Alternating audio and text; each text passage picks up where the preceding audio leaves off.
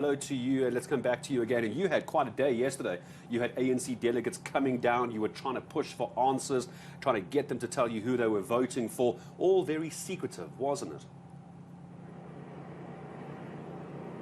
Very busy day yesterday as those elections of the top 7 officials of the African National Congress were being made. We're expecting day 4, of course, to commence at around 9 o'clock. We're expecting those results to be announced during the day. Very eagerly awaited results, which saw, of course, day 3 go into the midnight, where the Gauteng province was the last to cast.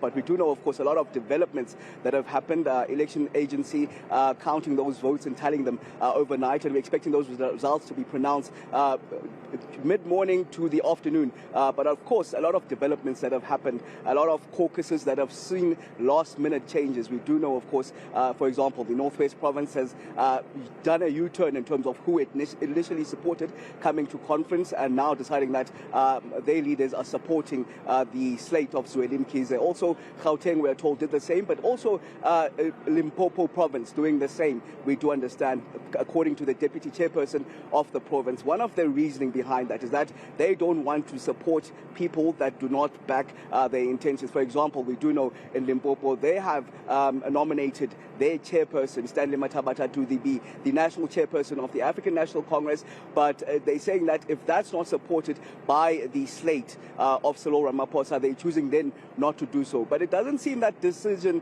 reverberates right across Limpopo, as we've speaking to a number of other leaders there that suggest that they'll still vote for Cyril Ramaphosa as they came into this conference voting for Cyril Ramaphosa. But let's just hear the deputy chairperson of Limpopo and why Limpopo has now done that U-turn and now supporting the candidacy of Zweli Mkhize.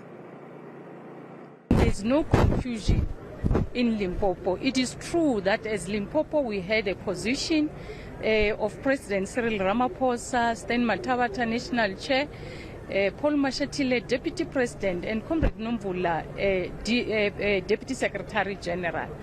You will understand that conference is about engagement, it's about numbers. We were mandated by branches of Limpopo to engage with other provinces. We're not talking about the provincial conference. And as and when we were engaging, the team that accommodated all the preferred candidate of Limpopo except the president, it's the one that is supporting Comrade Zweli to become the president of the ANC. When you say accommodating, does that mean that the team or the slate of Dr. Zweli Mkhize includes Stan Mathabata, your provincial chairperson, as the candidate for the position of national chairperson? Not only Comrade Stan Mathabata, also Comrade Paul Mashatile, also Comrade Nomvula Mkonya. Well, Avi, we also saw quite a number of not only just withdrawals, but also declines coming from the floor. Dr. Nkosazana Dlamini Zuma declined, of course, nomination for ANC presidency. David Mabuza for deputy ANC presidency. Nzwandile Masina, though, that was interesting, saying that he was not necessarily forced out, but, of course, he did make a decision to withdraw as a candidate for Treasurer General. Yes, indeed. Not that he doesn't want to be the Treasury General. The regional chairperson of Ekurhuleni, Nzwandile Masina, withdrew his candidacy. That is to give the voting delegates. We understand that Gauteng had 2 nominations for the position of Treasury General, which was Pulema, by the current national spokesperson of the African National Congress, and Nzwandile Masina. So in order to gain support then for one of those positions, Gauteng decided to withdraw the candidacy of Nzwandile Masina, and then giving those voters of Gauteng the preference of Pulema. Now it only leaves 3 people now at that race to be the Treasurer General of the African National Congress: Bejani Chauke, Gwen Ramakgopa, as well as Pulema. Some of those conversations, of course, we've been having throughout the day. Interesting developments around Gauteng just in general. Remember that they also came in this conference supporting the candidacy of Cyril Ramaphosa to be the president of the African National Congress. And the conversations that I've been having yesterday with some of the PEC members, such as Lebogang Maile, it seems to suggest that that has changed. Remember that their nominations, branch nominations on the ground, heading to the conference, had the majority of 47% being for Cyril Ramaphosa, and the other candidates then mounting up the remaining 53%. But now it seems that they say also that just because they haven't gain the support of the Cyril Ramaphosa slate in terms of who they want. For example, Paul Mashatile standing for Deputy President. They seem to also be doing somewhat of a U-turn. But let's just take a listen to the reasoning behind the withdrawal of Mzwandile Masina from the spokesperson of the Gauteng ANC. We've discussed this intensively. Both of them, Pule Mabe and Mzwandile Masina, of the same generation. And we had to sit in a discussion and look at what is best for the movement. We also have to look at in terms of seniority, track record, everything. Comrade Pule had been a Treasurer General of the African National Congress Youth League for 2 terms. He has been serving in the NEC for 2 terms.